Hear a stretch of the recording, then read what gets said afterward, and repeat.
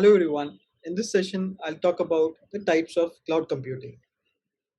So there are three primary models of cloud computing: infrastructure as a service, platform as a service, and software as a service.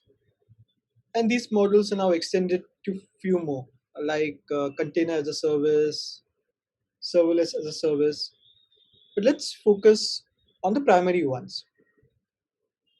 So infrastructure as a service is a basic building block for cloud computing and provides access to on-demand compute, network, and storage resources. For instance, this could be a virtual bare metal or dedicated hardwares, data storage, object storage, and various networking features like IP or load balancers. And I'll talk about virtualization in the next session. And infrastructure service gives you maximum flexibility as you're responsible for capacity management of servers, like how many virtual machines are required, provisioning the virtual machines, software maintenance activity, like patching the OS, and so on.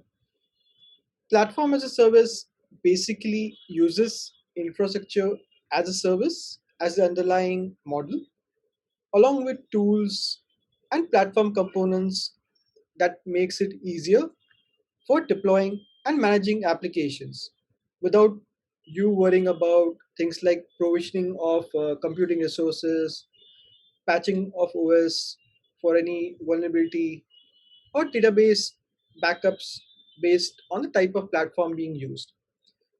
For instance, if you're using container management platforms like Google Kubernetes Engine, the control plane and its patching, scaling, and repairs is managed by the Google Cloud Platform.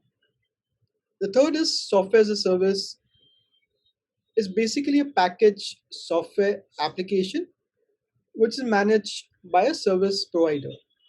And all installation, provision of servers, deploying and maintenance of application is taken care by the service provider.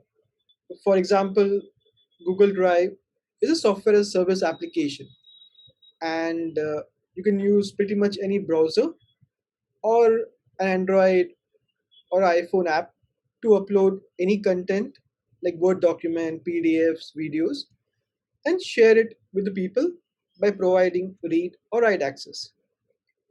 And as a user, you can upload, download, or share content without worrying about how the Google Drive is internally managed by Google Cloud. In the next session, I'll talk about virtualization and containerization and the difference between them. Till then, happy learning.